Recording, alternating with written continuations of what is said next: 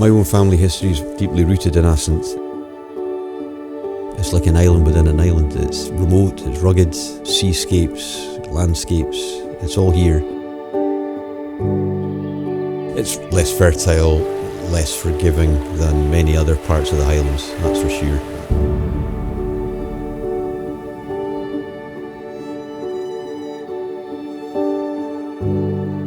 The Assynt Foundation was set up by the community, mainly based around restoration of the habitat, encouraging people to reconnect with this landscape.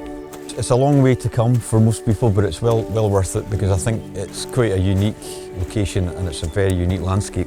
We've really taken an awful lot out of our landscape resource and we are very driven by what we want to try and do is to start putting things back.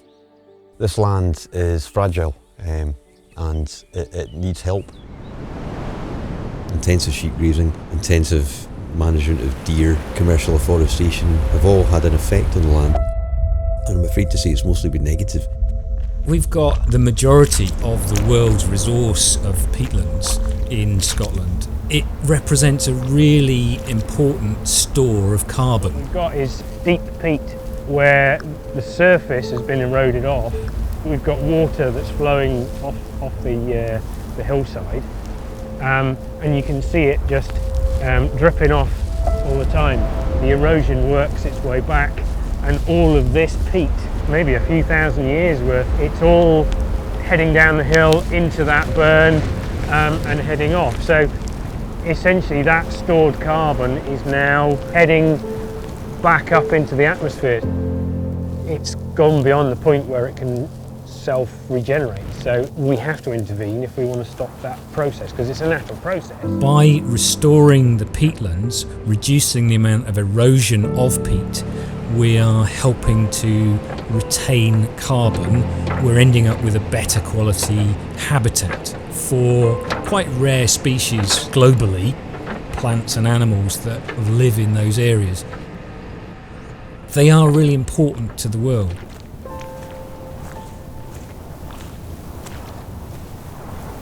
So a week ago this was just bare peat and the water level's come right up already because there's a bund has been put in here and so this whole area that was just bare peat before is now wet again. It's all just slowing the rate that the water's coming off the hill, which is fantastic.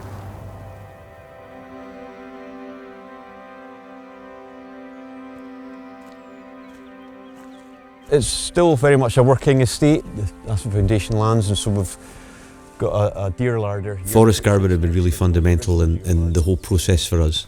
They've provided us with all the advice and help and assistance that we've needed. We'd have been absolutely stuck without them, to be honest.